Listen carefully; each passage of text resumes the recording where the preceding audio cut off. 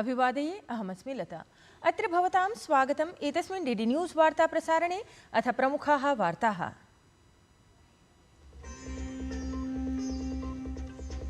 प्रधानमन्त्रिणः नरेन्द्रमोदिनः अध्यक्षतायां नीत्यायोगस्य शासनिकसमितेः उपवेशनम् अद्य। समेषां राज्यानां मुख्यमन्त्रिणः विकसितभारतस्य योजनाम् उद्देश्यानि च आलक्ष्य उपस्थापयेयुः परामर्शान्।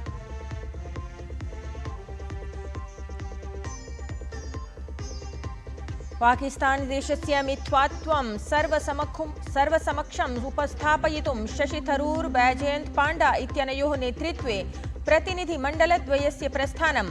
अवशिष्टं दलद्वयम् अद्य यात्रार्थं गच्छेत्।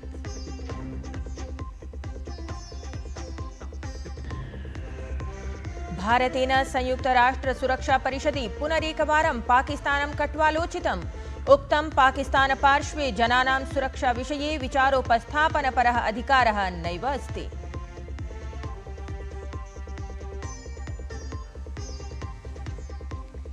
अपि च संयुक्तराज्यामेरिकादेशस्य संघीयन्यायालयेन ट्रम्प इति प्रशासनाय निर्णयः निराकृतः।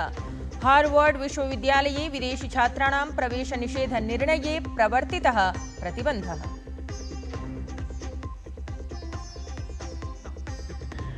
अन्ते तावत् क्रीडावार्तायां प्रसिद्धः खड्गक्षेपकः क्रीडकः नीरज चोपड़ा इत्येषः पोलैंड देशे उत्तोलितवान् त्रिवर्णध्वजम्। ओड्लेन जानोस कुसोसिन्स्की मेमोरियल इत्येतस्यां प्रतियोगितायां विजितवान् रजतपदकम् असौ। इदानीं वार्ताः विस्तरेण। प्रधानमन्त्री नरेन्द्र मोदी अद्य नवदिल्ल्यां भारतमण्डपम् इत्यत्र नीत्यायोगेन आयोज्यमानस्य 10th प्राशासनिकसमितेः उपवेशनस्य अध्यक्षतां कुर्यात्। विकसितभारताय सर्वाणि अपि राज्यानि टीम इंडिया इत्यस्य अनुरूपं मिलित्वा कार्यप्रतिबद्धताम् उद्दिश्य एतत् उपवेशनं समाचर्यमाणम् अस्ति। ऐषमः उपवेशनस्य केन्द्रीयो विषयः अस्ति विकसित भारत के लिए विकसित राज्य एट 2047 इति। अत्र उपवेशने राज्यैः समाचर्यमाणेभ्यः कार्येभ्यः अवधानता प्रदास्यते अथ भारतं विकसितराष्ट्रत्वेन निर्मास्यते।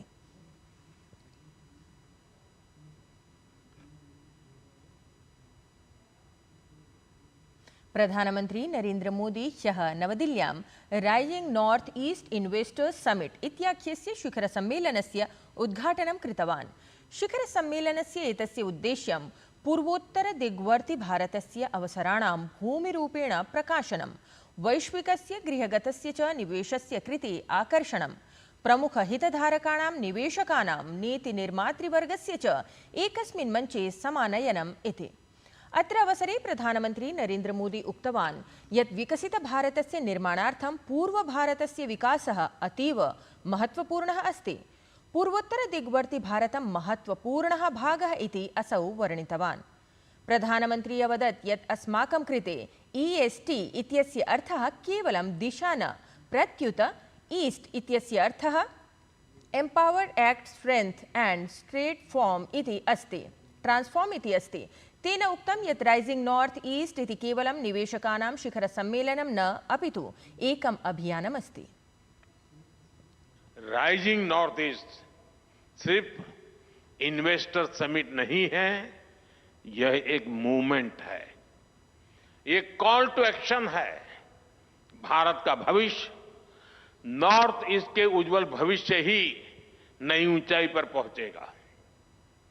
मुझे आप सभी बिजनेस लीडर्स पर पूरा भरोसा है। आइए एक साथ मिलकर भारत की अष्टलक्ष्मी को विकसित भारत की प्रेरणा बनाएं। और मुझे पूरा विश्वास है आज का ये सामूहिक प्रयास और आप सबका इससे जुड़ना, आपका उमंग, आपका कमिटमेंट आशा को विश्वास में बदल रहा है। पाकिस्तान देशस्य मिथ्यात्वं सर्वसम्मुखम् उपस्थापयितुं शशि थरूर बैजयंत पांडा इत्यनयोः नेतृत्वे प्रतिनिधिमण्डलद्वयस्य प्रस्थानं समाचरितम्। अवशिष्टं तावत् दलद्वयम् अद्य यात्रार्थं गच्छेत् इति अवधेयम्। देशस्य सीमारक्षणे अद्वितीयं योगदानं कृतवतां सीमासुरक्षाबलस्य वीरसैनिकानां सम्मानार्थं 22तमस्य सीमासुरक्षाबलीयाङ्करणसमारोहस्य ह्यः आयोजनम् अभवत्। एतस्मिन् कार्यक्रमे केन्द्रीयगृहमन्त्री अमितशाहः वीरसैनिकानां सम्मानं कृतवान्। अलङ्करणसमारोहं सम्बोधयन् गृहमन्त्री अमितशाहः न्यरूपयत् यत् गतशताब्द्याः 71तमे वर्षे जाते ऐतिहासिके युद्धे सीमासुरक्षाबलस्य शौर्यं सर्वैः दृष्टमेव। अन्यायस्य विरुद्धं कियद् वीरतापूर्वकं युद्धं कर्तुं शक्यते इति उत्तमतया सीमासुरक्षाबलस्य वीरसैनिकैः उदाहरणं प्रस्तुतम् आसीत्। 65 की स्थापना के बाद 1971 के हम पर थोपे गए युद्ध में बीएसएफ के जवानों ने जो वीरता दिखाई, जो योगदान दिया, उसको ना भारत कभी भूल सकता है, ना कभी बांग्लादेश ने भूलना चाहिए। बांग्लादेश के सृजन में बीएसएफ की बहुत बड़ी भूमिका रही और अन्याय के खिलाफ लड़ने में बीएसएफ कितनी बहादुरी के साथ मोर्चा ले सकती है, इसका एक बहुत उत्कृष्ट उदाहरण 71 की लड़ाई में सेना के साथ कंधे से कंधा मिलाकर अपनी भूमिका निभाई तब सामने आया। विदेशमन्त्री डॉक्टर एस जयशंकरः गतदिने बर्लिन् इत्यत्र नगरे तत्रत्यं चान्सलर् इति पदासीनं फ्रेडरिक मर्ज इत्येतं मिलितवान्। विदेशमन्त्री एक्स इत्याख्ये सञ्जालपटले लिखितवान् यत् अद्य बर्लिन् नगरे चान्सलर् इति पदासीनं फ्रेडरिक मर्ज इत्येतं मिलित्वा सम्मानितम् अनुभूतवान्। प्रधानमन्त्रिणः नरेन्द्रमोदिनः शुभकामनाः अपि तस्मै प्रदत्तवान्। अस्माकं रणनीतिकसहभागितां समेधितुं तद्विस्ताराय च तदीयप्रशासनेन समं कार्यार्थं तत्परः अस्मि। आतङ्कवादस्य समाह्वाने भारतेन समं जर्मनी देशस्य एकतायाः प्रशंसां करोमि इति। भारतीय जनता पार्टी इत्येतस्य नेता गौरव भाटिया इत्यसौ लोकसभायां विपक्षगतं नेतृत्वं निभालयन्तं राहुल गान्धी इत्येतं वाग्बाणैः प्रहरितवान्। असौ गतदिने अवदत् यत् ऑपरेशन सिन्दूर इत्येतद् विशेषाभियानं सफलतायाः पराकाष्ठा अस्ति। अथ एतस्मिन् समये यदा भारते एकीकरणस्य आवश्यकता अस्ति तदा राहुल गान्धी अमर्यादितं वक्तव्यं प्रकाशयति इति अवश्यम् अशोभनीयम्। गौरव भाटिया तावत् अत्रान्तरे सः उक्तवान् यत् एतस्मिन् विषये नैव राहुल गान्धिना एषः वक्तव्यम् एतत् नैव प्रकाशनीयम्। भारतीय जनता पार्टी इत्येतस्य दलस्य प्रवक्ता गोपाल कृष्णाग्रवालः अवदत् यत् वाणिज्यिककरयुद्धे भूराजनैतिकसङ्घर्षादिके च वैश्विकाह्वाने अपि भारतीयार्थव्यवस्था दृढतया वर्धमाना अस्ति।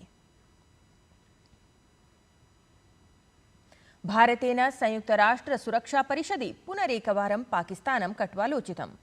सुरक्षापरिषदि जंग में लोगों की सुरक्षा इति विषये मुक्तचर्चावधौ संयुक्तराष्ट्रे भारतस्य स्थायी प्रतिनिधिः राजदूतः हरीश पी इत्येषः उक्तवान् यत् भारतेन दशकेभ्यः पाकिस्तान प्रायोजितातङ्कवादी आक्रमणं सम्मुखीकरोति।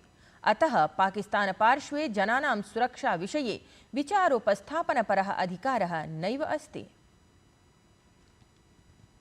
विदेशवार्तायां तावत् संयुक्तराज्यामेरिकादेशस्य संघीय न्यायालयेन ट्रम्प इति प्रशासनस्य सः निर्णयः अस्थायीरूपेण निराकृतः यत्र हार्वर्ड विश्वविद्यालये विदेशीछात्राणां प्रवेशनिषेधार्थं कथितः आसीत्। अवधेयं यत् संयुक्तराज्यामेरिकादेशस्य राष्ट्रपतिः डोनाल्ड ट्रम्प इत्येषः यदा प्रभृति द्वितीयवारं प्रशासनपदं सम्भालितवान् तदा प्रभृति एव असौ हार्वर्ड विश्वविद्यालयस्य विरोधे आक्रामकः दृश्यते। एतस्मिन् सन्दर्भे तेन पूर्वमपि निर्णयाः गृहीताः। तावत् न्यायाधीशः एलिसन बरोज इत्येषः शुक्रवासरे हार्वर्ड पक्षतः ट्रम्प प्रशासनस्य निर्णयसमाह्वानपरां याचिकाम् आलक्ष्य वादश्रवणावधौ उक्तादेशं प्रकाशितवान्। क्रीडावार्तायां प्रसिद्धः खड्गक्षेपकः क्रीडकः नीरज चोपड़ा इत्येषः पोलैण्ड देशे त्रिवर्णध्वजम् उत्तोलितवान्। ओर्लेन् जानोस् कोसोसिन्स्की मेमोरियल् इत्येतस्यां प्रतियोगितायाम् असौ रजतपदकं विजितवान् आसीत्। इंडियन प्रीमियर लीग इत्याख्यायां क्रिकेट प्रतियोगितायां ह्यः royal Challengers Bengaluru Sunrisers Hyderabad इत्येतयोः दलयोः मध्ये स्पर्धा अभवत्, यत्र सनराइजर्स हैदराबाद इत्येतत् दलं रॉयल चैलेंजर्स बेंगलुरु इत्येतत् दलं 42 धावनाङ्कैः पराजितवत्। तत्र स्पर्धा क्रीडकरूपं सम्मानं सनराइजर्स हैदराबाद इत्येतस्य दलस्य ईशान किशन इत्यसौ स्वविशेषप्रदर्शनबलात् अर्जितवान्। तावत् अद्य पंजाब किंग्स डेल्ही कैपिटल्स इत्येतयोः दलयोः मध्ये स्पर्धा जायेत। प्रियदर्शकाः, वार्तावलीति एतस्य संस्कृतसाप्ताहिककार्यक्रमस्य 93अधिक-400तमस्य अङ्कस्य प्रसारणम् अस्मदीयवाहिन्याम् अर्थात् डीडी न्यूज़ इत्यत्र अद्य सायं 6:30 वादने द्रष्टुं शक्यते। ततः एतस्य च अङ्कस्य पुनः प्रसारणं रविवासरे प्रातः 7:30 वादने द्रष्टुं शक्येत। नृपस्तृणम्